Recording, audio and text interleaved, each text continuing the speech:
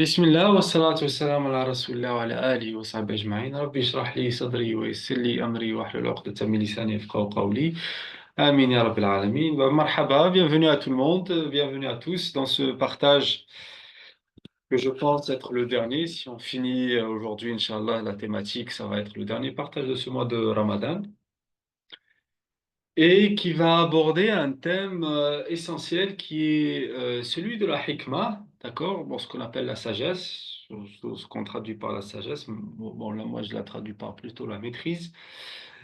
Donc, la hikmah qui est, comme je disais, voilà, c'est traduit par la sagesse et qui est finalement un thème central, en fait, vraiment dans la vie de l'être humain, d'accord?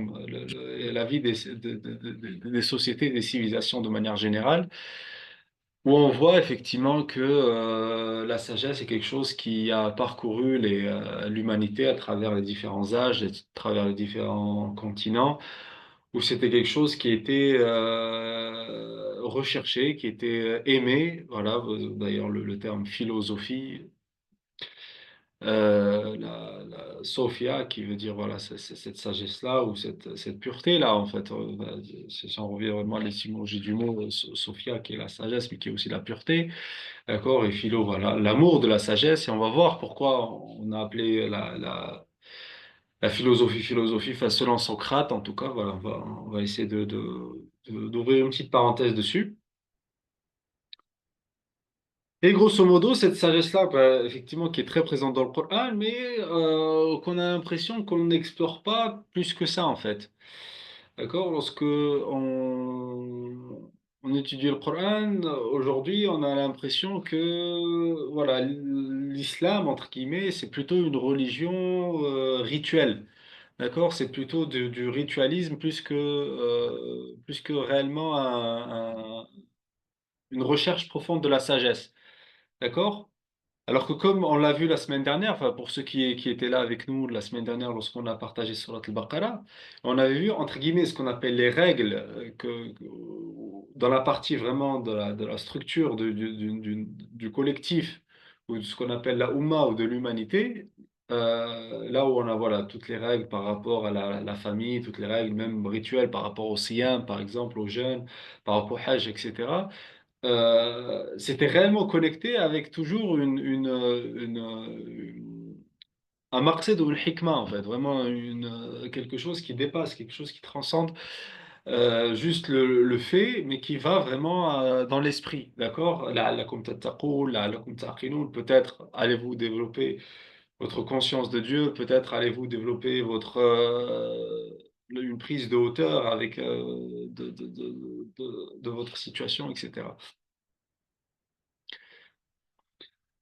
D'accord? Et ce qu'on a tendance à faire, en fait, c'est qu'on va étudier les règles, on va étudier les règles les différents ahkams, mais vraiment couper vraiment du pourquoi, en fait, vraiment ce qu'on a, vraiment dans la continuité de ce qu'on a partagé la semaine dernière pour ceux qui étaient là. Euh, le pourquoi qu'on a appelé, voilà, qu'on a appelé les maqasid de sharia, de manière générale, les finalités de la sharia, mais aussi qu'on a appelé également les hikmah de la sharia. D'accord? Donc ça, c'était juste une petite introduction, un petit rappel aussi par rapport à ce qu'on a fait la semaine dernière. Et on a vu effectivement aussi que dans l'héritage abrahamique, lorsque Ibrahim, alayhi salam, dans Surat al-Baqarah, en fait, construit, entre guillemets, symboliquement la maison de Dieu, la Kaaba, il va faire à chaque pierre qu'il va mettre, il va mettre une prière. D'accord? À chaque pierre, une prière. D'accord? Il va laisser à chaque pierre une prière. Donc, Ibrahim al-Qawa'id min al-Bayt wa Ismaïl. D'accord? Donc, à chaque pierre, il va mettre des prières, et particulièrement les prières qu'on a reçues dans Surat al-Baqarah, il y a cette prière-là. ربنا وابعث فيهم رسولا منهم يتلو عليهم آياتك ويعلمهم الكتاب والحكمة ويزكيهم إنك أنت العزيز الحكيم. Donc Ibrahim alayhi salam, il demande en fait l'envoi d'un envoyé, d'un messager, celui qui va incarner le message aussi, le Ar-Rasoul, celui qui incarne le message, avec quatre caractéristiques, d'accord? Quatre caractéristiques, on en avait parlé aussi de ça la semaine dernière. C'est que les quatre caractéristiques de ce prophète qui va être envoyé, notamment vont être le renouvellement le renouvellement des ayats, le fait que l'être humain puisse apprendre et prendre sa mission de vie, le fait qu'il puisse la maîtriser et permettre une croissance spirituelle, la tazkiya, d'accord? Et on a vraiment ici la hikmah, d'accord? Apprendre la hikmah qui va de pair avec al-kitab ou al-hikmah, comme on va le voir dans la phase mécoise du Coran, Inch'Allah. Mais du coup, ça, c'est le cheminement de tout à chacun, en fait. De tout à chacun dans ta vie, en fait, tu dois être guidé, en fait, vraiment, tu dois être guidé par cet appel abrahamique qui a été concrétisé par l'envoi du prophète, alayhi salatu wassalam, pour nous amener ces quatre voie de développement. D'accord? Donc, c'est vraiment ça l'héritage abrahamique qui est renouvelé par le prophète sallallahu alayhi wa sallam et qui doit être renouvelé si on cherche à renouveler l'héritage mohammédien de manière constante et de manière vivante et de manière à qu'il soit vraiment, que ça soit une vie pour toutes les époques et, et tous les contextes. Donc, d'accord, d'abord, on va aller découvrir ensemble ce que c'est la hikmah, en fait, d'accord? Puisque c'est notre sujet du jour. La hikmah qui vient du coup de la racine hakama, d'accord? Ha, kaf et mim. Et qui est vraiment, avant tout, le ihkam ou l'ijam, c'est vraiment mettre la martingale d'un cheval. La martingale à un cheval, pardon. D'accord? Et aussi, bah, on l'a vu à plusieurs reprises, c'est que la monture, en fait, dans l'imaginaire des Arabes, même à l'époque anté-islamique, on le retrouve dans la poésie. D'accord? Dans la poésie anté-islamique, la monture, c'est l'âme de l'être humain. D'accord? C'est l'âme de l'être humain.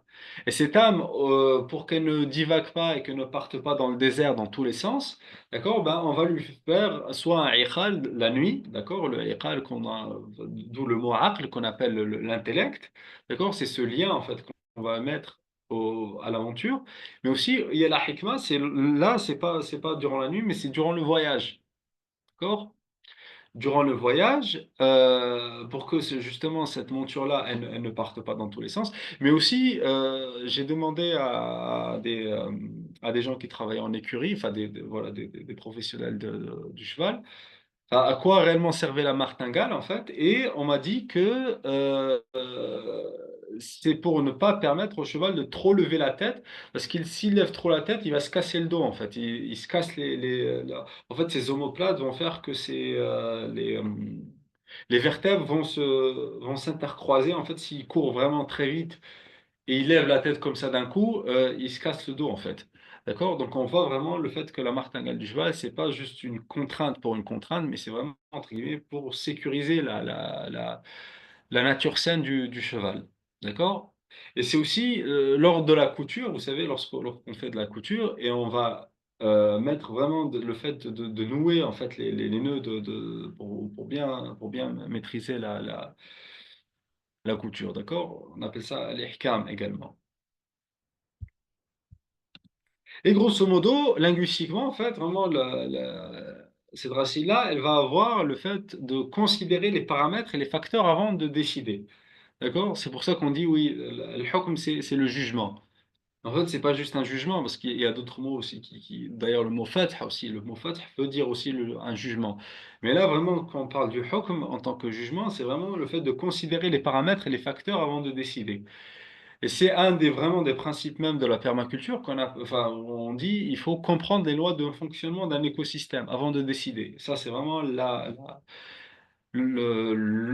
entre guillemets, vraiment le premier principe de la permaculture aujourd'hui, nous dit que avant que tu agisses ou tu décides d'intervenir sur un écosystème, comprends d'abord les lois de fonctionnement de cet écosystème-là. Bon, ça peut, entre guillemets, paraître trivial ou ça peut paraître simple, mais vraiment, quand on voit effectivement ce qu'a fait l'être humain aujourd'hui, on voit qu'on manque complètement de hikmah. On manque pas, entre guillemets, d'informations, on manque pas de capacité technique, on manque pas de capacité intellectuelle, mais ce qui nous manque, en fait, vraiment, c'est la hikmah. D'accord? Cette sagesse-là, vraiment, qui se concrétise par le fait de chercher à comprendre les lois de fonctionnement avant d'agir. D'accord? Et ensuite, ça c'est la première idée. La deuxième idée, c'est vraiment aussi appliquer à petite échelle. D'accord, ça aussi, c'est un principe de permaculture, c'est que lorsque tu appliques à petite échelle, bah, tu vas faire un accroissement de ce qui est positif et ensuite tu vas corriger ce qui ne marche pas. D'accord? Et les deux idées, finalement, donnent vraiment le fait de maîtriser ensemble et de maintenir, d'accord, dans le but de sécuriser.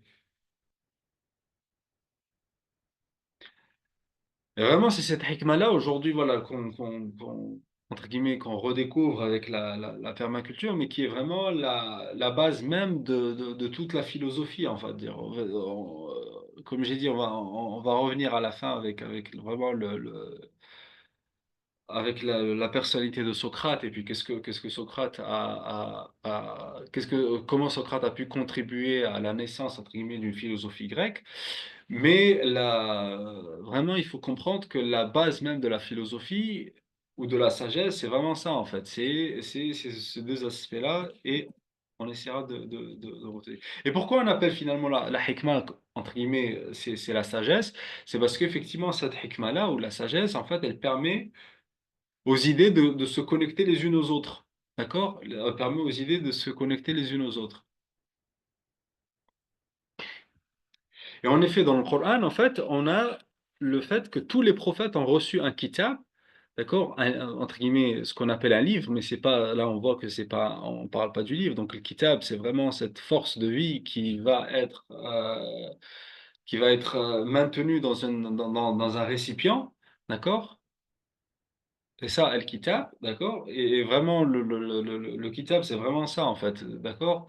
Même on parle du début enfin, de la création même de l'alphabet, en fait, en tout cas de l'alphabet arabe.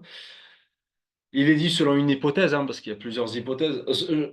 On ne parle pas du langage, d'accord? Le langage arabe en tant que tel, enfin, il y a un compagnon Ibn Abbas qui nous dit que le langage arabe en tant que tel a été révélé au prophète Ismaïl, d'accord? Donc le langage en lui-même est du fait d'une révélation.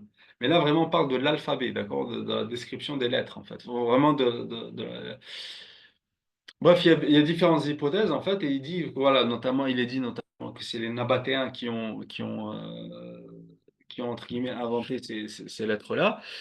Mais peu importe, mais ce qui est dit, qu'est-ce qui les motivait, en fait? Et ce qui est motivé, c'est vraiment lorsqu'ils ont vu les Égyptiens, en fait, avec leurs hiéroglyphes, lorsque ils ont essayé d'avoir, enfin, ils ont commencé à avoir des relations commerciales avec les Égyptiens, d'accord? Parce que les Nabatéens, pour ceux qui connaissent, c'est la cité de Pétra, d'accord, en Jordanie.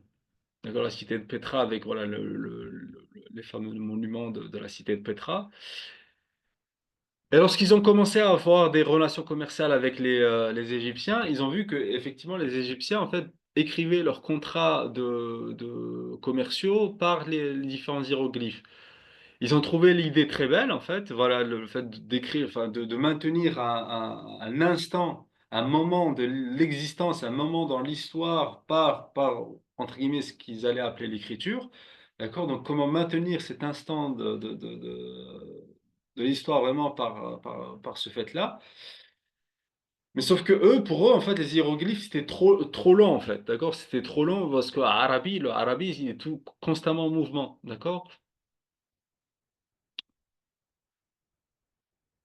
Et aussi, bon, il y avait l'écriture cuniforme des Sumériens, mais c'est pareil, en fait. C'est vraiment une écriture voilà, qui se fait un récipient dur avec un marteau, etc. Et en plus, il fallait donc c'était pas, ça correspondait pas vraiment à la pensée arabe, vraiment qui se veut vraiment en mouvement constant. Et finalement, comment est-ce qu'on peut maintenir ce moment-là, ce momentum-là que l'on veut mettre entre guillemets sur papier? Et c'est là où elle leur est venue l'idée des lettres, etc. Ah là, il peu importe que l'hypothèse elle soit juste ou elle soit pas juste. Ce qui nous intéresse, c'est l'idée derrière. En fait, c'est que le moment du kitab, enfin, pourquoi est-ce que les Arabes vont adopter entre guillemets le kitab?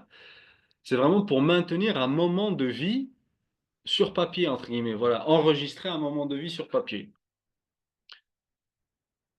D'accord, donc ça, c'est pour comprendre, en fait, voilà, quand je vous dis Al-Kitab, c'est vraiment cette force de vie qui est maintenue dans un récipient. Et la hikmah, bah, c'est quelque part comment la déployer, d'accord? C'est pour ça que je vous disais par rapport particulièrement à la phase médinoise du Coran, particulièrement à la phase médinoise du Coran, on a Al-Kitab ou Al-Hikmah. D'accord? Pourquoi? Parce que la phase médinoise du Coran, la phase médinoise de la sira du prophète sallallahu alayhi wa sallam, c'est construire et construire et faire émerger cette culture vivante, cette culture humaine. D'accord? Le prophète sallallahu alayhi wa sallam, il va pas en fait faire un État avec des lois en fait. Ça, c'est vraiment la perspective extra-moderne de la lecture de la sira du prophète sallallahu alayhi wa sallam. D'accord? D'ailleurs, le concept même de l'État, en fait, est vraiment une modernité en lui-même. Bon, ça, c'est un autre débat, mais voilà. Juste pour comprendre que le concept même de l'État qui contrôle est un concept moderne, de modernité. D'accord? Donc, on va pas lire la sira du prophète sallallahu alayhi wa sallam à travers les lunettes de la modernité, en fait. C'est complètement aberrant.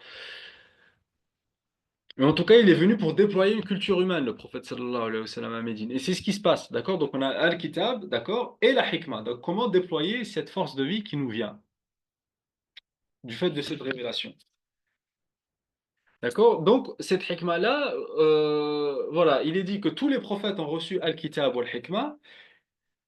Et il y a particulièrement trois prophètes qui ont reçu la hikmah. D'accord? Trois prophètes qui ont reçu la hikmah, mais avant de discuter sur les trois prophètes qui ont reçu la hikmah, il y a une institution familiale qui a reçu la hikmah et enfin, qui est Al-Ibrahim. Et là, c'est dans Surat An-Nisa. D'accord? Surat An-Nisa qui va, voilà, pour ceux qui connaissent, en fait, va particulièrement développer, entre guillemets, les aspects de l'héritage. C'est-à-dire quoi en fait? C'est-à-dire que réellement, parce que Ali et Ibrahim dans Surat Nisa, ils vont recevoir Al-Kitab ou Al-Hikmah ou Al-Mulk, entre guillemets, ce qu'on appelle la royauté, ce qu'on traduit par la royauté. Mais grosso modo, qu'est-ce qu'on comprend en fait? C'est que cette institution abrahamique, du fait qu'elle reçoit la Hikmah, c'est-à-dire que le réel héritage en fait qui se transmet à travers les âges, vraiment l'héritage qui se transmet de père en fils, quand on parle de père en fils, c'est pas juste de manière génétique. D'accord? C'est vraiment le père, comme disait même l'imam Al-Ghazali, c'est aussi l'enseignant. D'accord? Celui qui va t'ouvrir à ta propre origine. D'accord? Celui qui va te rappeler ta propre origine. D'accord? Et c'est ça la hikmah, en fait, qui se transmet. C'est comment te retrouver toi-même. Comment retrouver toi-même. Que veut dire comment te retrouver toi-même? C'est-à-dire retrouver ta mission de vie. D'accord? Te retrouver ton propre kitab. D'accord? Donc, du fait qu'on transmet la hikmah, bah, c'est que pour que tout un chacun puisse ouvrir son kitab. D'accord? Et c'est ça la réelle transmission, en fait. C'est qu'au-delà de l'héritage, en fait, l'héritage, effectivement, qu'on a dans Surat Nisa, qui est disposé selon voilà, des multiplications, etc. Le réel héritage, en fait, qui se transmet, c'est l'héritage de la hikmah. D'accord? Donc, Allah et Ibrahim reçoivent la hikmah et particulièrement trois prophètes. Tous les prophètes ont reçu le kitab ou la hikmah, d'accord? Ça, c'est dans Surat Al Imran. Mais trois prophètes particulièrement qui vont recevoir la hikmah et qui sont Daoud alayhi salam, Isa alayhi salam, ou Muhammad sallallahu alayhi wa sallam. Et comme on disait, effectivement, Al-Kitab ou Al-Hikmah est une composition médinoise. Donc le savant Hamidouddin Farahi, voilà, qui a beaucoup réfléchi autour de la hikmah du Coran et la composition du Coran, en fait, vraiment, il disait que le hukm, en fait, précède la hikmah. Le hukm, pourquoi? Parce qu'il y a des prophètes qui ont reçu le hukm, par exemple Yahya alayhi salam durant son enfance même, Youssouf alayhi salam durant sa jeunesse, Moussa alayhi salam durant sa jeunesse également, d'accord? Walamma balagha ashuddahu, ces ayats-là qu'on a discuté aussi la fois dernière, si vous vous rappelez, quand on parlait du parallèle entre Youssouf et Moussa alayhi salam, donc le parallèle, il est dans cette ayah-là, qui est similaire, mais pas identique. D'accord? وَلَمَّا بَلَغَ أَشُدَّهُ وَاسْتَوَى آتَيْنَاهُ حُكْمًا وَعِلْمًا. D'accord? Donc, qui parle de Youssouf alayhi salam, qui dit, lorsqu'il a atteint sa maturité, on lui a donné son hukm et son ilm. Alors que Ibrahim alayhi salam, ولما بلغ أشده آتيناه حكما ولما بلغ أشده واستوى. D'accord? Il y a le stawa qui est rajouté. Pourquoi? Parce qu'effectivement, Moussa alayhi salam va avoir cette capacité physique, cette force physique, en plus parmi ses caractéristiques. D'accord? Mais il va avoir aussi le hukm et le ilm. آتيناه حكما وعلما. D'accord? Et donc le hukm est une étape qui précède la hikma. Et même linguistiquement, en fait, vraiment, ça se comprend. Bon, si vous voulez, enfin, pendant les questions, on pourra revenir dessus, mais effectivement, parce que le hukm, c'est une dhamma et la hikma, c'est une kasra. D'accord? La... Bon, je reviendrai dessus si ça vous intéresse, mais on va avancer, Inch'Allah. D'accord? Donc, on a effectivement des prophètes qui ont reçu le hukm, et Ibrahim alayhi salam qui dit Rabbi habli hukma. Et des prophètes qui ont reçu la hikmah. D'accord? Et on va essayer de voir en fait cette hikmah-là qu'ont reçu certains prophètes, euh, avec quoi elle est liée justement. D'accord? Donc Surat al-Baqarah nous dit que Daoud, alayhi salam, il a reçu le mulk ou le hikmah. D'accord? Donc, ce qu'on appelle le royaume, mais en réalité, al-mulk, c'est la capacité d'agir, en fait. D'accord? La capacité d'agir. Effectivement, parce que le prophète Daoud, ça va être un khalifa. D'accord? Donc, il aura une capacité d'agir. Mais il aura une capacité d'agir selon une hikmah. D'accord? À la fin de Surat al-Baqarah. Et c'est particulièrement pour ceux qui se rappellent, c'est particulièrement dans la thématique de l'effort dans la voie de Iman. D'accord? L'effort dans la voie de Iman où Ibrahim alayhi salam, où Daoud alayhi salam va recevoir al-mulk wal hikmah. Et l'histoire de Daoud alayhi salam dans cette partie-là de Surat al-Baqarah, à la fin de Surat al-Baqarah, elle est liée notamment avec l'histoire de Ibrahim alayhi salam et les quatre oiseaux. D'accord? Pour ceux qui connaissent et qui se rappellent, donc Ibrahim alayhi salam demande en fait, entre guillemets, à Dieu de voir comment il redonne vie après la mort. Et voilà, juste pour l'histoire, du coup, enfin, Dieu lui dit de mettre quatre oiseaux dans quatre montagnes différentes, et puis bah, qu'il les appelle, et puis les différents oiseaux viendront à lui. Et juste voilà, enfin, parmi les choses à corriger aussi dans l'imaginaire aussi, c'est que pas tout le monde est d'accord pour dire que Ibrahim alayhi salam les aurait tués, entre guillemets. Il y en a qui disent en fait il les a juste, il a juste, enfin il les a, je sais pas comment dire, mais éduquer les oiseaux, je sais pas lorsqu'on dresse, enfin, le mot dresser n'est pas, je crois que ça on dit pas le mot dresser pour les oiseaux. Après, Allez, vous avez compris l'idée. Il va les éduquer en fait, et lorsque effectivement il va les poser dans chacune des quatre montagnes, il va les appeler, et puis les quatre oiseaux vont venir à lui. Donc il y a vraiment cette idée d'éducation en fait qui est mise en avant selon une certaine interprétation. Et donc Ibrahim alayhi salam les aura pas. Donc quelqu'un peut-être va me trouver le mot apprivoiser. Ouais, voilà, c'est plus ça, ouais. Il va plus les apprivoiser effectivement. Et donc, on a un hadith du prophète sallallahu alayhi wa sallam qui nous parle des quatre oiseaux, en fait, qui serait, donc, le hadith qui est rapporté dans Tabarani, qui serait le corbeau, le coq, le paon et le pigeon. D'accord? Donc, certains ont médité, en fait, sur ces quatre oiseaux-là, en fait, et ils disaient que les défauts des quatre oiseaux sont le corbeau, c'est l'avidité, le coq, c'est la colère, le paon, c'est l'orgueil, et le pigeon, c'est le désir. D'accord? Donc ça, c'est ce que les savants ont médité, en tout cas. Mais moi, je mets un lien supplémentaire, en fait. C'est qui est le lien qui est vraiment entre l'histoire de Daoud alayhi salam et l'histoire de Ibrahim, d'accord? Qui sont vraiment liés dans toute cette thématique-là, de l'effort dans la voie de Iman. D'accord? À la fin de Surat al-Baqarah. Et quelque part, qu'est-ce qui se passe en fait avant que Daoud alayhi salam il soit institué en tant que khalifa avec un mulk et un hikmah? Il y a vraiment toute l'histoire des Bani Israël avec Talut. D'accord? Talut, donc on va refaire vraiment juste l'histoire rapidement. C'est que les Bani Israël ils sont chassés de Jérusalem et ils demandent à un prophète de leur envoyer un Malik. un roi pour qu'il il combatte sous sa bannière. Qu'il envoie le Mahdi quelque part, voilà.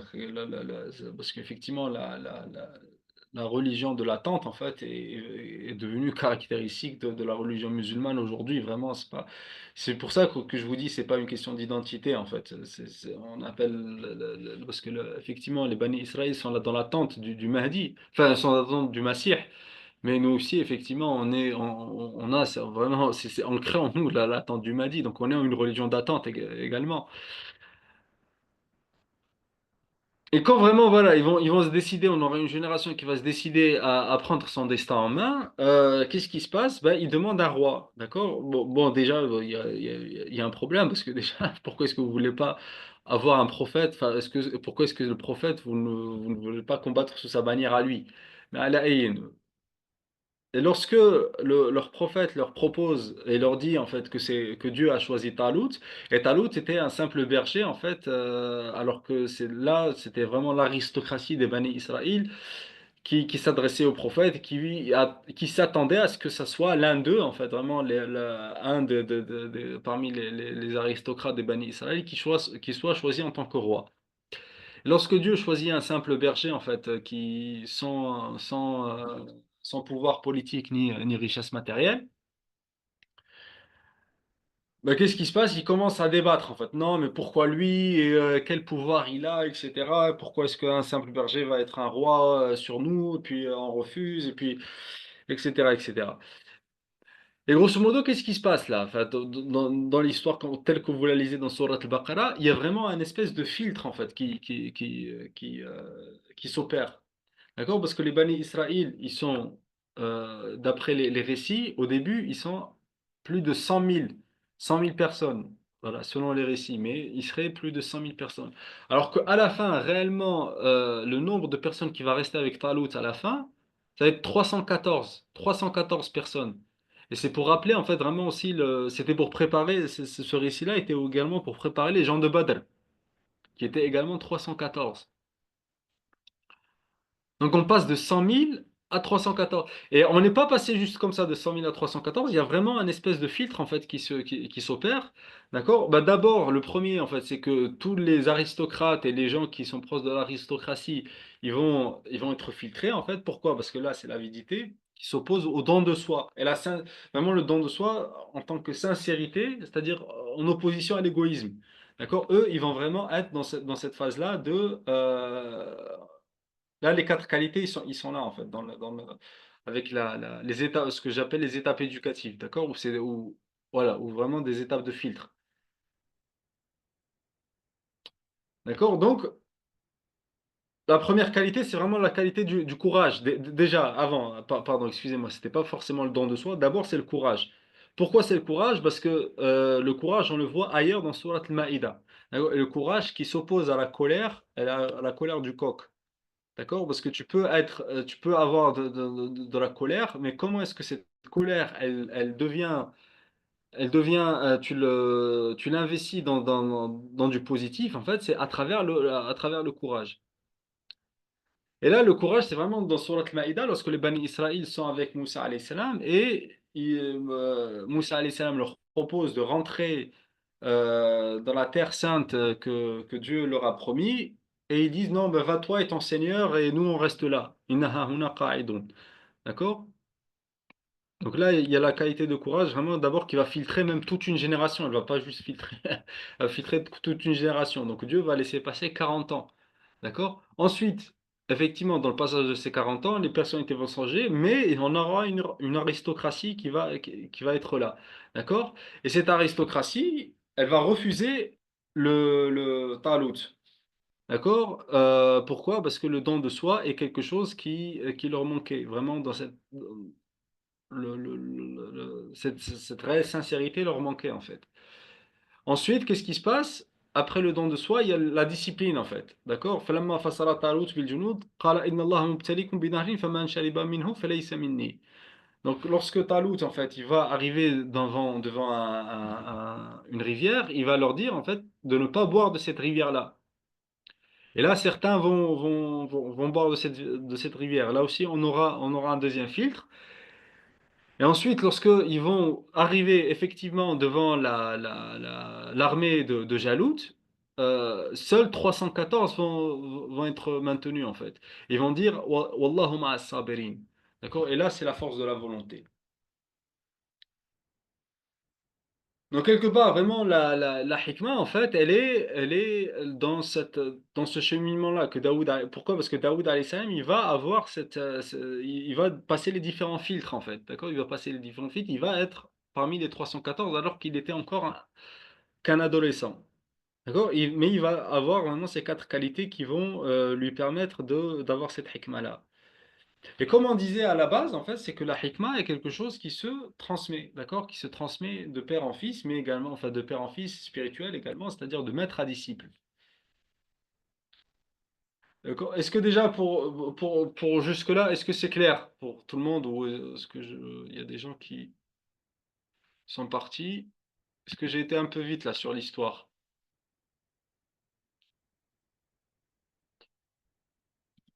Là, c'est pour montrer en fait enfin, qu'est-ce que veut dire que le prophète Daoud alayhi salam a reçu la hikmah, d'accord? Et à travers l'histoire vraiment de Surat al-Baqarah, qui va précéder l'investiture du prophète Daoud dans son mulk et sa hikmah.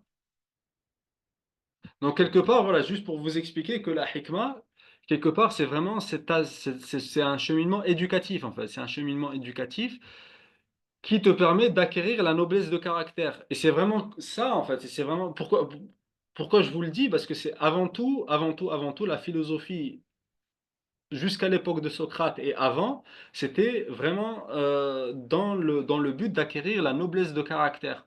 D'accord? Euh, C'était ça le but même de la philosophie, en fait. C'était pas d'aller dans des idées, puis de découvrir des choses, etc. Non, le but premier de toute la philosophie était d'acquérir la noblesse de caractère, en fait, à travers vraiment une discipline des artisans, etc., etc. Mais voilà, là vraiment, on voit effectivement que dans l'histoire de Daoud alayhi salam, on a cette investiture qui vient après ces filtres qui vont opérer. Et comme on disait voilà, que la hikmah est quelque chose qui se transmet de maître à disciple, bah, un des disciples de Daoud alayhi salam, c'est qui? C'est le personnage de Luqman. Vous savez, Luqman dans le Coran, effectivement, Dieu dit que il a reçu également la hikmah. D'accord? Et Luqman était une figure de sagesse connue parmi les Arabes, d'accord? Les Arabes anté-islamiques, ils utilisaient les paroles de Luqman en tant que des références de sagesse. D'accord? Comme nous, je sais pas, on va utiliser des paroles de sagesse euh, je sais pas, j'ai pas d'exemple. Bref, des paroles de sagesse, voilà, comme disait un tel, c'est vrai qu'en français, on n'utilise plus trop, on n'a pas une figure de sagesse, effectivement, ouais. Bon, ça me parle pas. Mais en tout cas, s'il y a quelque chose qui vous vient à l'esprit, n'hésitez pas à en partager. Mais en tout cas, voilà, les Arabes anté-islamiques, en fait, ils disaient comme disait Luqman, par exemple, tu vois, dans leur phrase, ils disaient comme disait Luqman, et ils disaient la parole de sagesse de Luqman. Voilà, donc c'était une référence pour eux, pour la sagesse qu'il avait acquis. Et le Coran va vraiment investir, en fait, vraiment cette figure-là de Luqman, qui va être connu chez les Arabes pour sa sagesse, mais pour autre chose également. D'accord? Les Arabes étaient vraiment, l'arabe en lui-même, l'homme arabe est un homme libre en fait, et qui chérit la liberté. D'accord? Pourquoi? Parce que du fait de son nomadisme perpétuel, il ne permet pas au temps de le dominer. D'accord? On l'a vu ça aussi la semaine dernière, la fois dernière, c'est que du fait de son nomadisme, le nomadisme qui est vraiment le mode de vie primordial de de la racine araba qui veut dire ce mouvement perpétuel, donc ce nomadisme perpétuel, la liberté est une quête vraiment chez les Arabes. Et Luqman, alayhi salam, va vraiment aussi être quelqu'un qui va être connu pour avoir hacké, parce qu'à la base, ça va être un esclave en fait, un esclave en Abyssinie, avant d'être un prophète, non, de devenir un disciple du prophète Daoud, alayhi salam. Et comment il va acquérir sa liberté? Va vraiment par sa sagesse en fait. son ancien maître va tellement apprécier en fait son esprit, son intelligence, sa sagesse, qu'il va lui redonner sa liberté. D'accord? Et du coup, effectivement, Luqman va être vraiment aussi une figure de référence par vraiment cette sagesse-là, cette liberté qu'il va acquérir. Et dans la poésie, en fait, subhanallah aussi, on trouve vraiment des références, même dans la poésie anté-islamique, d'accord? Qui sont très similaires, en fait, avec l'histoire de Daoud alayhi salam dans Surat Sad. Dans Surat Sad, ça aussi, c'est quelque chose qu'on a fait ensemble avec le groupe de Convergence, à deux reprises même. Euh, Lorsque l'histoire de Daoud alayhi salam dans Surat Sad, en fait, on a Daoud alayhi salam qui va avoir le fasul khitab. D'accord? Le discernement de la parole. D'accord? Le discernement de la parole, le discernement du jugement. Et on a le khasman, d'accord? On a vraiment ces termes-là de fasl khitab et khasman qui vont être utilisés pour Luqman dans la poésie arabe anté-islamique, d'accord? Qu'on retrouve vraiment dans Surat Sad, dans l'histoire de Daoud alayhi salam avec Surat Sad. Donc on voit, subhanallah, que le Coran va vraiment investir la figure de Luqman en tant que sagesse, mais aussi elle va investir aussi le fait qu'il soit un disciple de Daoud alayhi salam pour rappeler une histoire de Daoud alayhi salam dans Surat Sad. Donc le Coran va rappeler l'héritage de Luqman pour en démontrer l'essentiel de son enseignement. D'accord? Donc tout ça, voilà, pour montrer en fait que comment le Coran va nous présenter la hikmah à travers le spectre du prophète Daoud alayhi salam, c'est vraiment cette acquisition de qualité et cette transmission qui se fait de maître à disciple à travers l'artisanat. Parce que Daoud alayhi salam, il va être un maître artisan, un maître forgeron, d'accord? Et son disciple va être Luqman. Et c'est vraiment ça, encore une fois, je répète, vraiment pour que ça rentre. La philosophie avant Socrate, c'était vraiment le propre des artisans. D'accord? Et Socrate va dire, en fait, va lui-même dire, en fait, que je ne suis pas un sage, ou plutôt la sagesse, c'est plutôt la sagesse. Il va dire, je ne suis pas un sage, mais comme j'aime la sagesse, pourquoi? Parce que la sagesse, pour eux, c'était vraiment le savoir-faire de l'artisan, d'accord? Et qui dit savoir-faire, bah, dit vraiment bah, don de soi, dit discipline, dit force de volonté. Vraiment, l'artisan, en fait, vraiment, si tu veux accompagner un artisan, si tu n'as pas de discipline, tu ne peux pas acquérir ce savoir-faire. Mais ce savoir-faire qui va te mener à un savoir-être.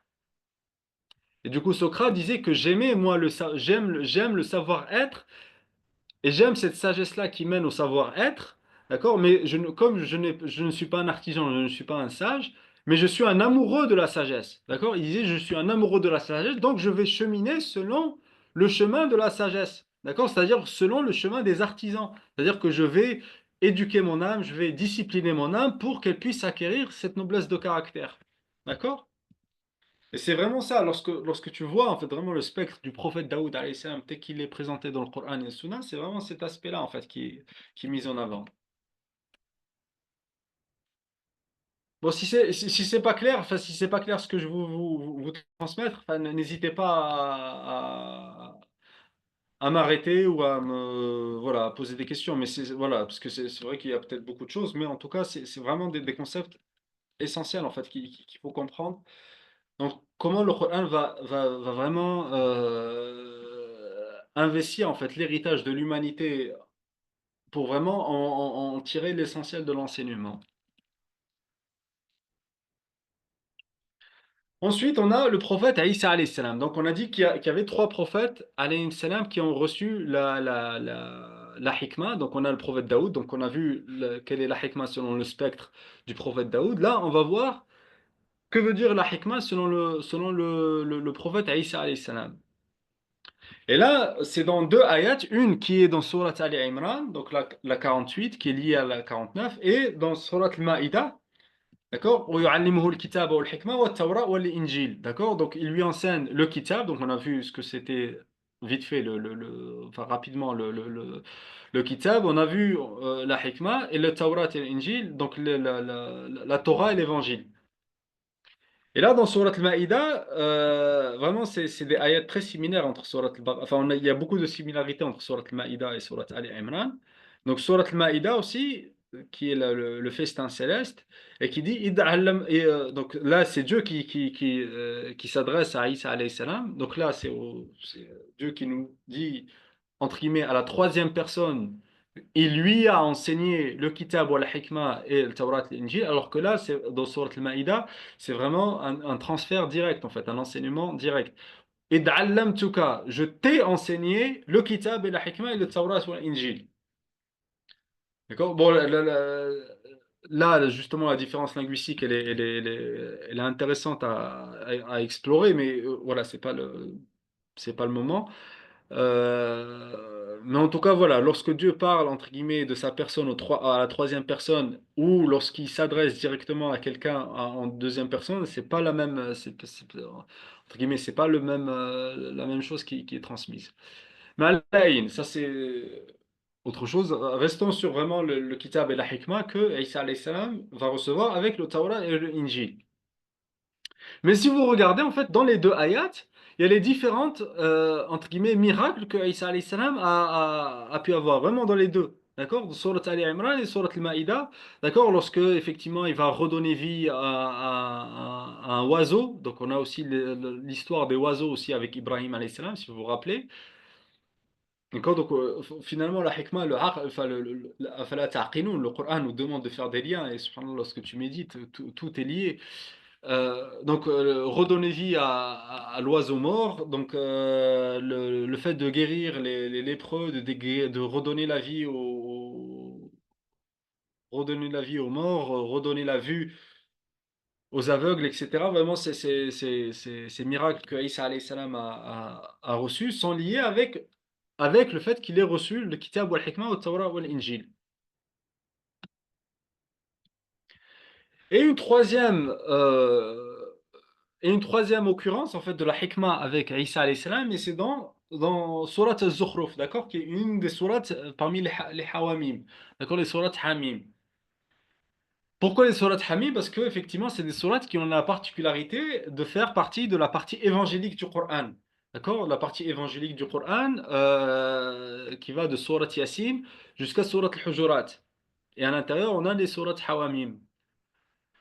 D'accord? Et à l'intérieur des sourates Hamim, donc particulièrement dans Surat Zukhruf, Aïssa alayhi salam, donc c'est la sourate de l'ornement, il nous dit Ataytukum bil hikmah. Je suis venu à vous avec la hikmah. Et effectivement, avant le consul de Nicée, et puis vraiment la mainmise des patriarches du Vatican, etc., la philosophie était vraiment un centre d'intérêt majeur chez les premiers chrétiens, en fait. Vraiment, c'était quelque chose qui a beaucoup intéressé les premiers chrétiens, effectivement, par le fait que Isa alayhi salam, entre guillemets, leur a dit Ataytukum bil hikmah. Et parmi vraiment les choses essentielles que l'on trouve voilà, dans la réflexion de chez ces premiers chrétiens, on- ils nous disent en fait que la connaissance du bien et du mal est en soi. C'est-à-dire quoi? C'est-à-dire qu'en fait, savoir si quelque chose est bien ou savoir si c'est quelque chose en mal, t'as pas besoin en fait d'avoir un diplôme de Harvard en fait pour savoir ce qui est bien et ce qui est mal. En fait. Capacité, une connaissance intérieure, une connaissance innée qui sait qu'est-ce que le bien et qu'est-ce que le mal, en fait. Vraiment, comme le hadith du prophète sallallahu alayhi wa sallam, qui transmet à qui d'ailleurs? À l'imam Hassan. Il lui dit Istafti qalbak walaw aftouk. D'accord? Si tu veux réellement trouver une fatwa, trouve la fatwa auprès de ton cœur.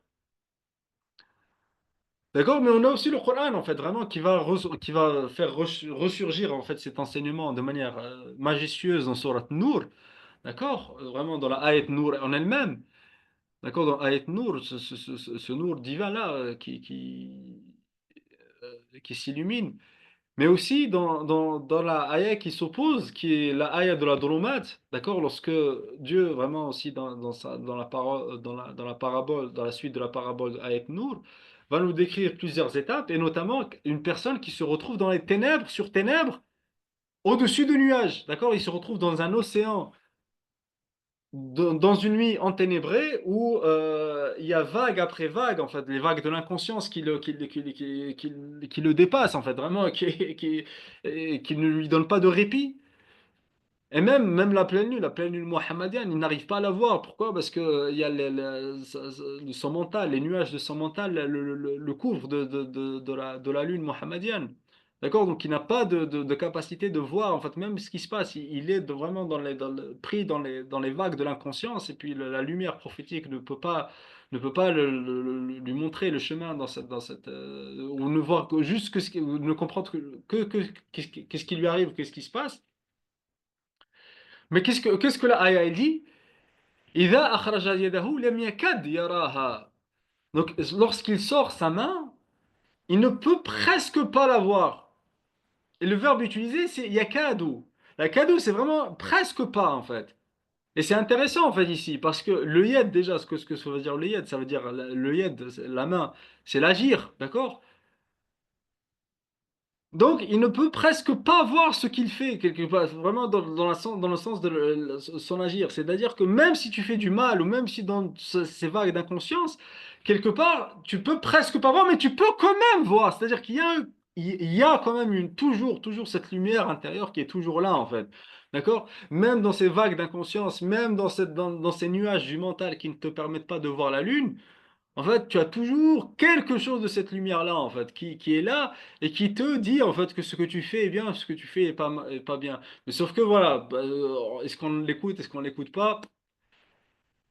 Bah, plus la lumière, elle va être vraiment renforcée, bah, plus effectivement, elle va pouvoir rayonner, mais moins on va lui donner de pouvoir, moins on va agir selon ce qu'elle nous conseille. Et aussi, on a aussi dans Surat al-Qiyamah, vraiment la sourate ce que j'appelle de l'éveil de tous les degrés de l'être. L'éveil de tous les degrés de l'être, qui nous parle vraiment de Nafs al-Lawama, qui ne cesse de se reprocher aussi. Et quelque part, en fait, qu'est-ce qu'on comprend justement de l'enseignement que Aïssa alayhi salam, il vient avec cette hikmah-là, c'est-à-dire que il nous dit, Isa alayhi salam, au milieu de ce clergé-là, en fait, qui va mettre la mainmise justement sur la connaissance, entre guillemets, euh, il va redonner, vraiment, il va redonner la parole aux humains et les humains à la parole, en fait, quelque part. Vraiment, la connaissance à l'humain et l'humain à la connaissance. D'accord? C'est-à-dire que on passe à un degré intérieur. Et ça, on le voit même le cheminement voilà, le cheminement des artisans, en fait, qui nous parle de ça. Il nous dit, au début, ce qu'il te faut, il te faut une discipline. Il te faut une discipline voilà, de posture, de savoir-faire, etc. Et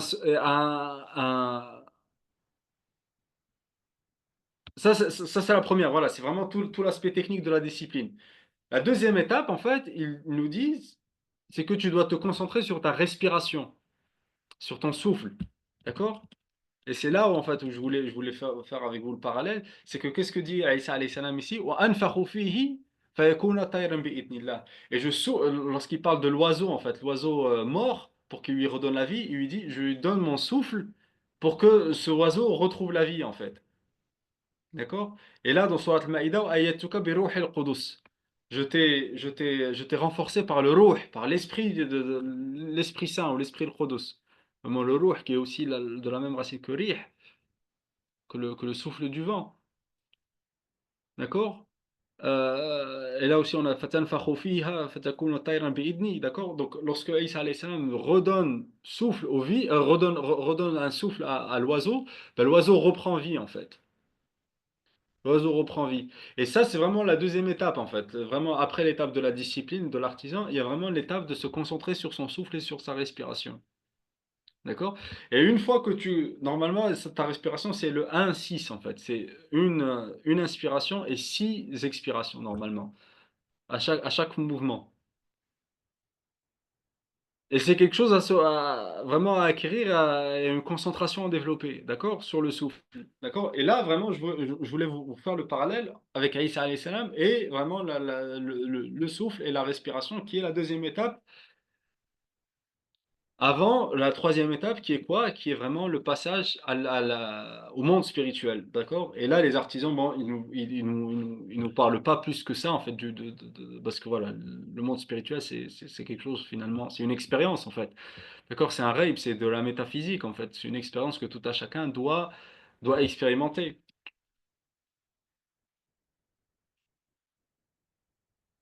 Donc, est-ce que c'est clair pour vous, le parallèle que je fais là? Ouais, c'est clair. Et en plus, machallah, ça me fait penser à tout ce qui est autour de la respiration. C'est quand même des choses qui sont très mis, enfin, qui ont le vent en poupe et qui sont corroborées par tout ce qui est, tu sais, les sciences on va dire, tout ce qui est développement personnel autour de la concentration, les méthodes de concentration autour de la respiration et tout ce qui est autour de cohérence cardiaque, etc. Donc, c'est des choses qui résonnent avec ce qui est découvert de plus en plus, quoi.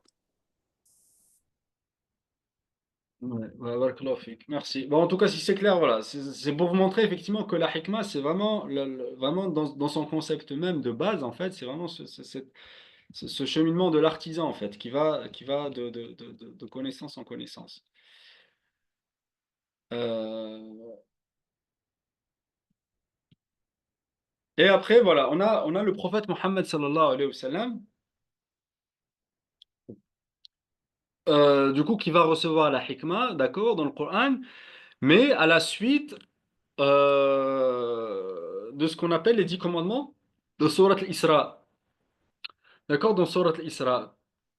ذلك مما أوحى إليك ربك من الحكمة. Donc c'est un wahi en fait, la hikmah donc, que le prophète sallallahu alayhi wa sallam va recevoir, c'est quoi? C'est un wahi, c'est vraiment quelque chose qui va lui être inspiré. Et là aussi c'est intéressant parce que il dit que l'inspiration de la sagesse des 10 commandements, elle a été donnée au prophète Mohammed alayhi salatu wassalam.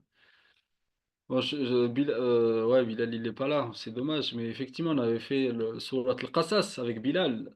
Et la structure de Surat al-Qasas, elle montre en fait qu'est-ce que Moussa alayhi salam est parti chercher en fait dans la montagne et qu'est-ce qu'il a reçu. D'accord, qu'est-ce qu'il a reçu? Qu'est-ce qu'il a reçu, Moussa alayhi salam dans la montagne? Il a reçu la lumière mohammedienne en fait, c'est ça. On le retrouve vraiment aussi dans Surat al-Isra, où effectivement, à la suite des 10 commandements, le prophète sallallahu alayhi wa sallam a reçu le wahi de la sagesse. Et grosso modo, voilà, on va découvrir ensemble les 10 commandements, et là, on passe donc jusque-là, on était voilà, le cheminement individuel de maître à disciple, et puis voilà, l'effet vraiment spirituel de ces disciplines. Et puis là, effectivement, il y a toujours deux aspects en fait au cheminement. Il y a le cheminement individuel et il y a le cheminement collectif. D'accord? Et il est dit même aujourd'hui, j'avais entendu ça chez un universitaire, je sais plus de sociologie, enfin non, je sais plus. Mais en tout cas, voilà, qui disait qu'effectivement la première fondation de règles structurelles sociales, ce sont les 10 commandements dans l'histoire de l'humanité. D'accord? Effectivement, dans Surat al-Isra, là, on est dans un cheminement du collectif, d'accord? Donc on passe au cheminement individuel, cheminement collectif, d'accord? Et c'est toujours comme ça, en fait. Il faut toujours vraiment comprendre vraiment l'héritage prophétique selon ces deux aspects-là, en fait. Donc les 10 commandements. Donc on a les 10 commandements. Historiquement, il y a trois versions, en fait, des 10 commandements. Déjà, il faut le savoir, d'accord? Historiquement, il y a trois versions. Et aussi, bah, les 10 commandements qui sont dans le Coran ne sont pas exactement ceux que l'on trouve, mais il y a, entre guillemets, pas des modifications, mais l'essence des choses, en fait, vraiment, qui est donnée dans Surat al-Isra. C'est pas la chose écrite en tant que telle dans les 10 commandements, c'est vraiment l'essence de la chose. Pourquoi?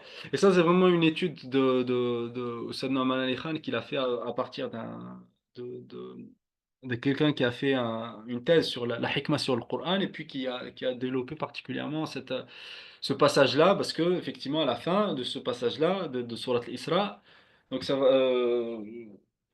je sais pas si quelqu'un il peut voir en fait les numéros des ayats. Ça va de وَقَضَىٰ رَبُّكَ أَلَّا تَعْبُدُوا إِلَّا إِيَّاهُ وَبِالْوَالِدَيْنِ إِحْسَانًا dans sourate Al-Isra jusqu'à ذَلِكَ مِمَّا أَوْحَىٰ إِلَيْكَ رَبُّكَ مِنَ الْحِكْمَةِ. Mais moi je rajoute aussi la ayat d'après. Je rajoute aussi la ayat d'après. Pourquoi je vous dis en fait que c'est l'essence? Parce qu'effectivement dans les 10 commandements on trouve par exemple le sabbat, d'accord? Le as-sabt, Shabbat. L'obligation de faire le Shabbat, mais l'idée en fait du Shabbat, c'était de finalement prendre un temps de méditation et prendre un temps de contemplation. Effectivement, dans Surat Al-Isra, vraiment toute la Surah, d'ailleurs, il y avait un de nos enseignants, Oussad Raouti, Razali, qui disait en fait que Surat Al-Isra, s'il devait la renommer, il l'aurait renommée Surat Al-Qur'an. Bon, pour diverses raisons, mais en tout cas, effectivement, on remplace, entre guillemets, l'essence du Shabbat, qui est la contemplation et la méditation, par la contemplation du Coran, qui est dans Surat Al-Isra. Il y a aussi dans les 10 commandements, tu ne voleras point. Tu ne voleras point, et qui est remplacé, en fait, dans les 10 commandements de Surat Al-Isra par l'arrogance, en fait. Wala tamshi fil ardi maraha. Pourquoi? Parce que dans la Bible, en fait, on trouve cette analogie-là qui dit que le vol est une avidité telle que leurs mains ne s'arrêtent que dans la mesure de leur capacité. C'est-à-dire quoi? C'est-à-dire, ils expliquent, enfin, il est expliqué dans la Bible qu'un roi voleur peut voler des millions, en fait. Tant que il a la capacité de voler des millions, il volera des millions, en fait. C'est-à-dire que le problème du vol, ce n'est pas le vol en tant que lui-même, mais c'est vraiment cette arrogance-là, en fait, qui te dit que bah, tu peux faire ce que tu veux, d'accord?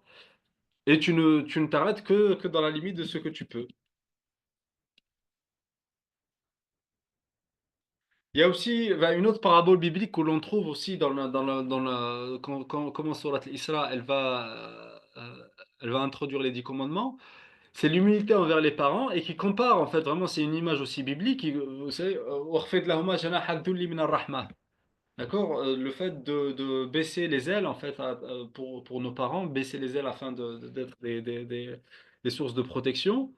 Et cette image-là, elle est c'est vraiment aussi une parabole biblique qui compare la relation père-enfant, en fait, à la relation oiseau à ses petits. D'accord? Mais sauf que là, le Coran, en fait, il va dire que lorsque les parents atteignent un certain âge, en fait, c'est une relation inversée, en fait. C'est à l'enfant d'être dans cette relation de protection envers ses parents. D'accord? Et aussi, on a le commandement de ne pas donner de faux témoignages. Mais là, c'est pareil, le Coran, il va revenir à la racine du problème, à l'essence des choses. Il va dire, Wala tarfu ma laysa laka bihi ilm.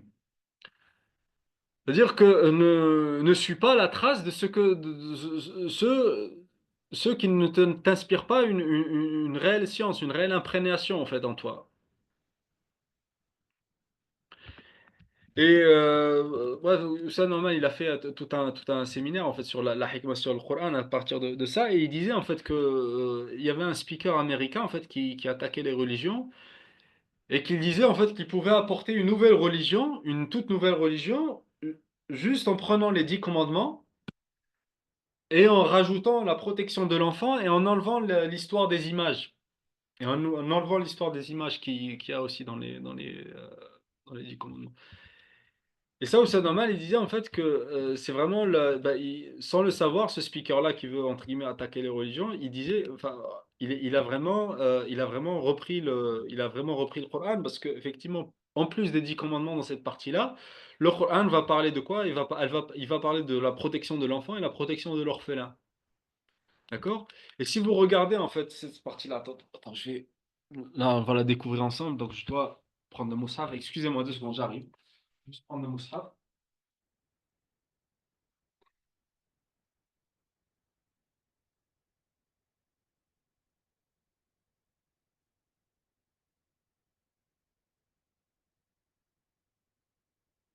Donc, euh,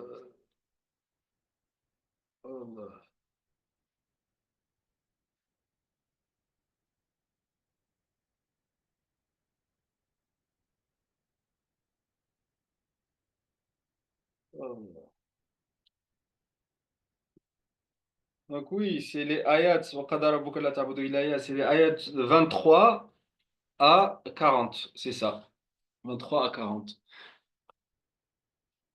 Et donc, le Coran rajoute en plus des 10 commandements vraiment l'histoire de la protection de l'enfant et la protection des orphelins, donc, chose que ce speaker-là disait.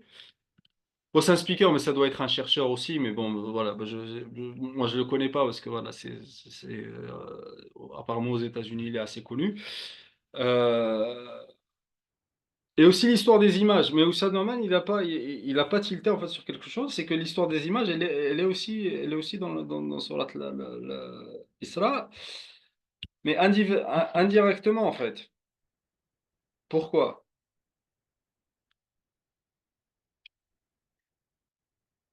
Et ça, c'est quelque chose qu'on a du mal nous, à comprendre. Et c'est Oussad Jamal Jazouli, en fait, vraiment, qui m'a vraiment aidé à comprendre cette chose. C'est lorsqu'on parle des banines et banatullah, c'est entre guillemets, ce qu'on appelle, entre guillemets, dans le Coran, les filles de Dieu. D'accord? Que les mouchriquines donnent des filles à Dieu. D'accord?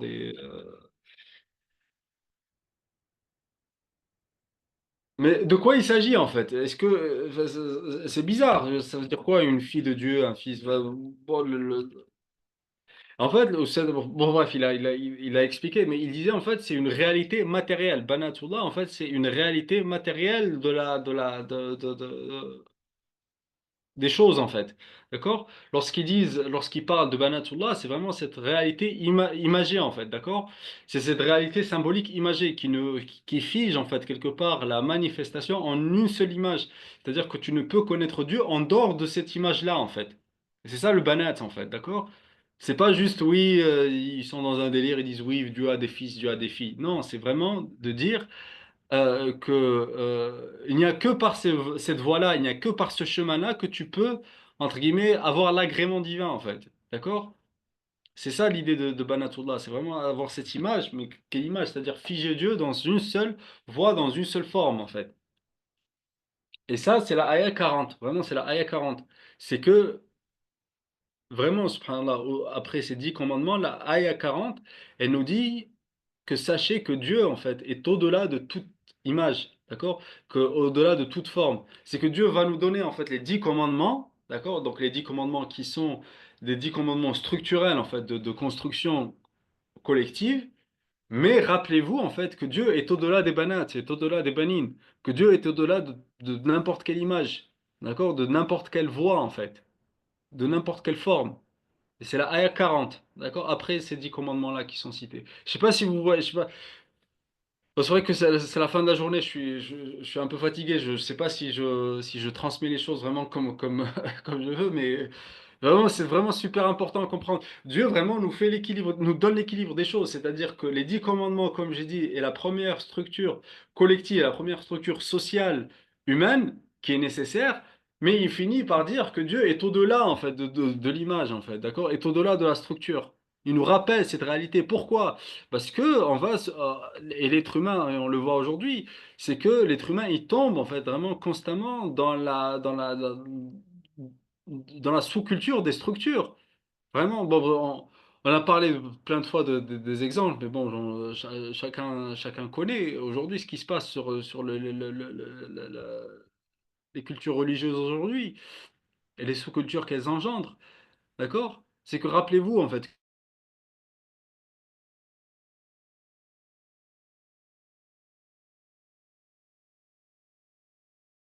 Dieu est au-delà de de toute église, d'accord?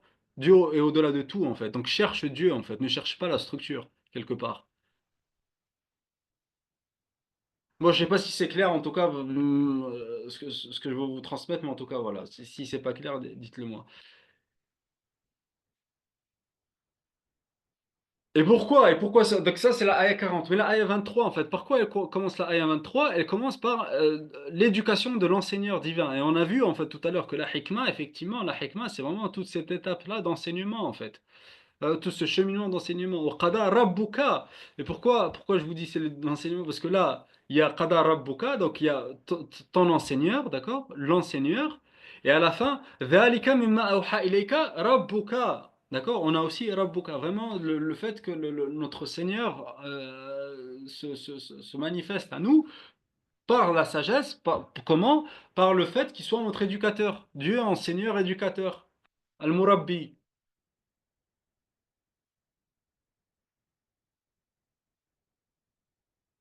D'accord? Donc, au-delà de ça, l'intention de structure sociale, c'est vraiment l'éducation des êtres et l'accomplissement des êtres et puis l'acquisition de cette hikmah-là, en fait. Et effectivement, on voit en fait vraiment, subhanallah, que le Coran, il va vraiment, déjà dans les ayats en elles-mêmes, il va donner l'essence des choses, mais aussi dans la structure de cette partie-là, il va nous rappeler, en fait, il va aller encore plus loin. C'est-à-dire que là, on va parler de justice sociale, mais la justice sociale, justement, elle va être mise en corrélation avec une dimension spirituelle, une dimension de l'âme, en fait, d'accord, qui est celle de l'humilité. C'est-à-dire que sans humilité, il n'y a pas de justice sociale. Il va nous parler de la dispersion de Shaitan, en fait, et et comment, en fait, réellement et sincèrement, on peut le contour, enfin, quel est, entre guillemets, l'anti-satanisme? L'anti-satanisme, c'est pas de ne pas écouter du métal ou du hard rock. Non, l'anti-satanisme, c'est de développer tes sens, développer tes propres sens.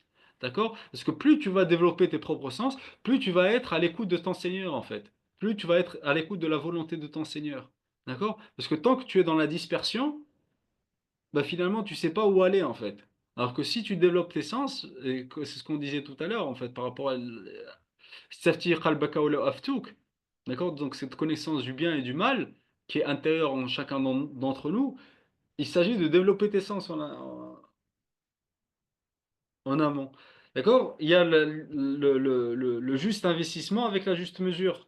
C'est-à-dire que en fait, cette juste mesure en fait, qui est demandée sur le marché économique ou sur toute autre chose que l'on fait dans notre vie, finalement, on doit l'appliquer. C'est un juste investissement dans tout aspect de notre vie. D'accord?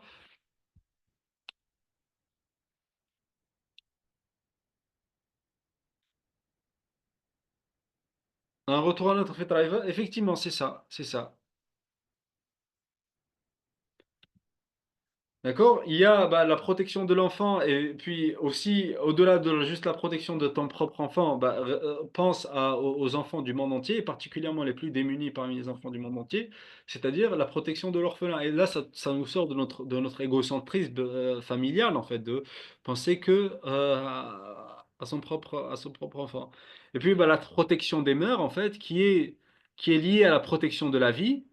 Et au cœur même des 10 commandements, en fait, c'est la sacralité de la vie qui est mise en avant. C'est le cœur du cœur, en fait, la sacralité de la vie.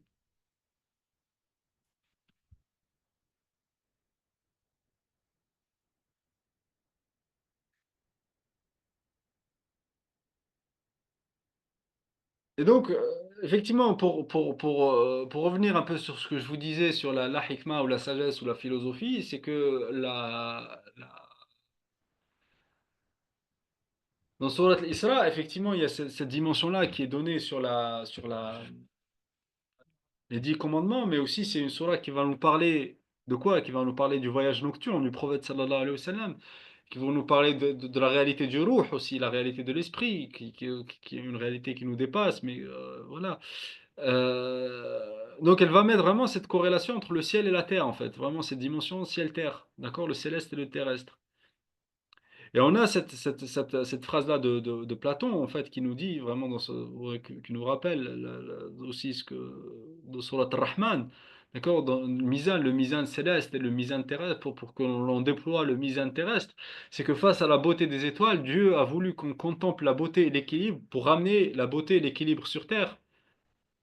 Et donc c'est ça vraiment le but du voyage nocturne, en fait. C'est à travers cette contemplation céleste que le prophète sallallahu alayhi wa sallam va vivre.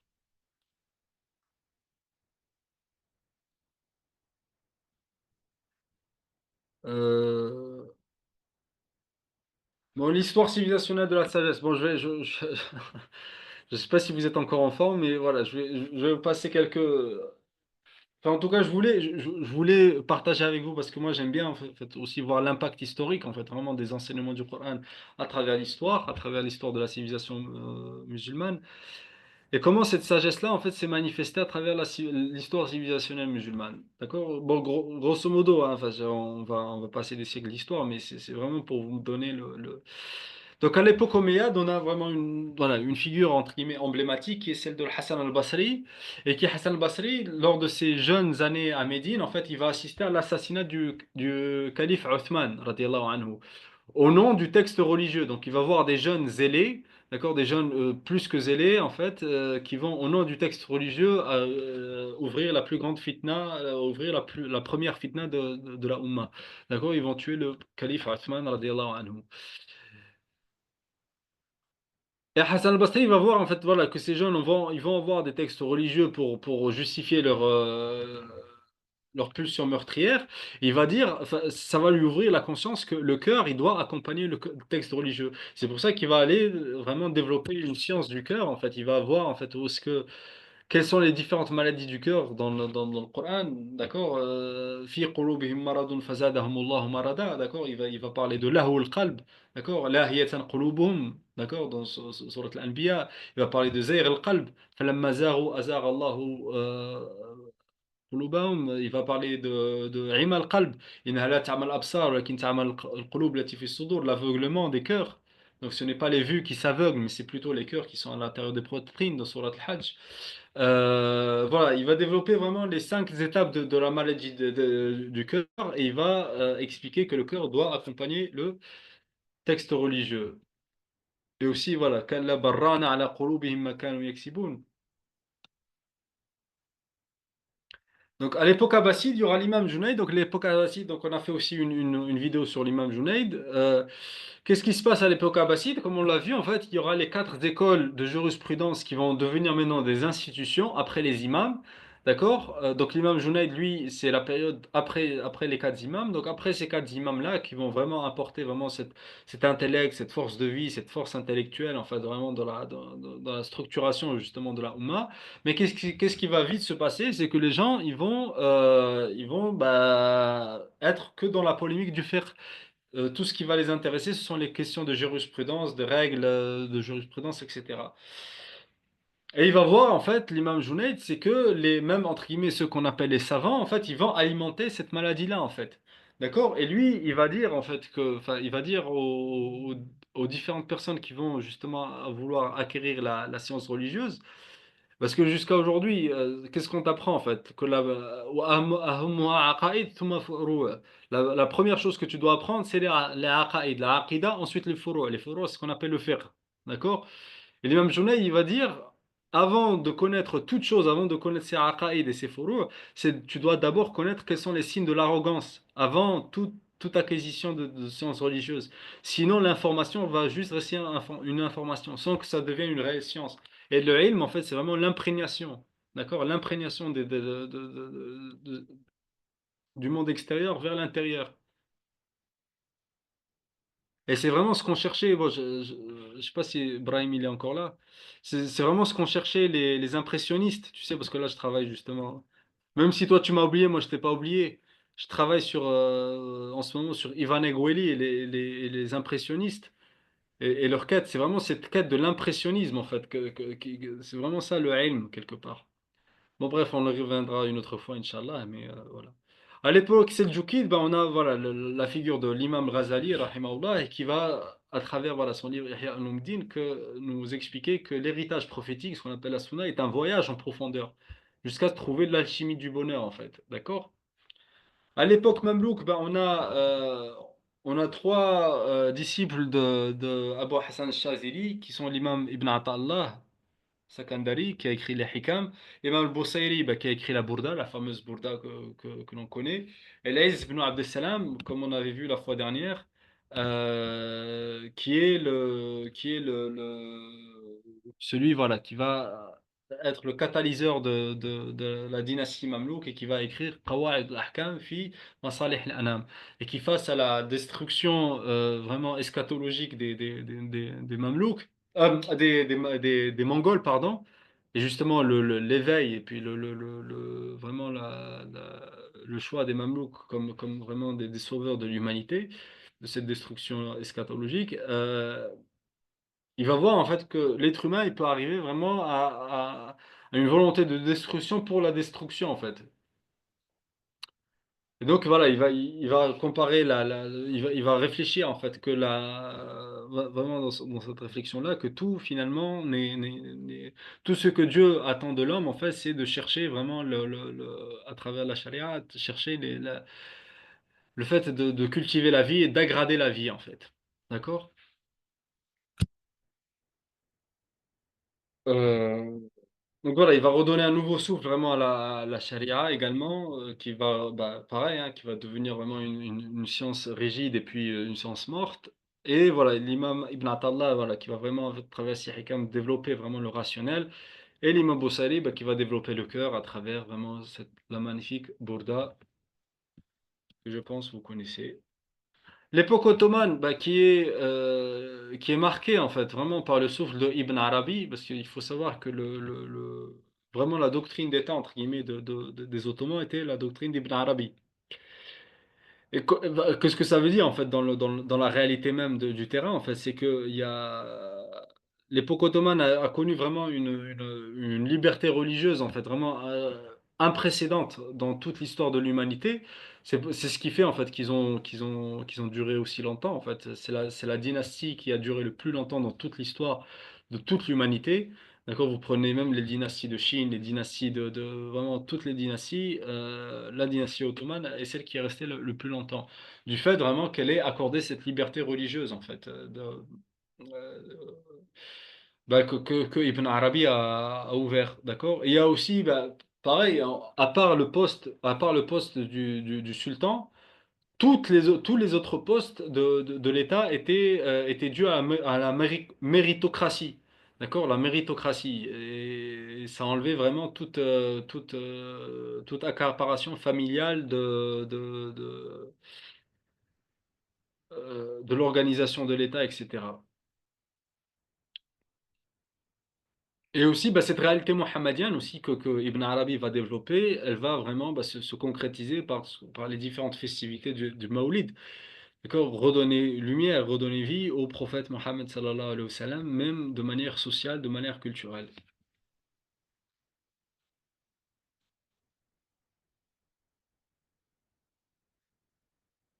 Et donc voilà, pour rappel un peu voilà, sur ce que je vous ai dit au départ, et puis sur ce qu'on a ce qu'on a pu explorer un peu ensemble à travers ce partage, en tout cas ce que j'ai essayé de vous transmettre, c'est que la hikmah avant Socrate, pardon, c'était vraiment connu pour être la science des artisans en fait. C'était ce qu'on appelle al-ma'rifa al-ma'moul biha. D'accord? Donc cette connaissance qui nous permet notre créativité en fait. D'accord? Et la discipline de l'artisan et son savoir-être donne naissance aux âmes à travers la production artisanale. D'accord? Donc Socrate lui-même, en fait, il se disait que il était similaire à sa mère qui, elle, donnait naissance enfin, elle était sage-femme, d'ailleurs on appelle ça sage-femme. Elle était sage-femme et lui, il disait que lui, il donne naissance aux âmes, aux êtres, enfin, je ne sais plus exactement. Mais en tout cas, voilà, donner naissance aux âmes à travers la production artisanale. Et Socrate, voilà, il disait que je ne suis pas un sage, mais je suis un amoureux de la sagesse, je vais alors cheminer dans son chemin. D'accord? Donc, quand il dit je ne suis pas un sage, c'est que je ne suis pas un artisan proprement dit. Mais j'aime, en fait, vraiment ce savoir-faire, ce savoir-être de l'artisan.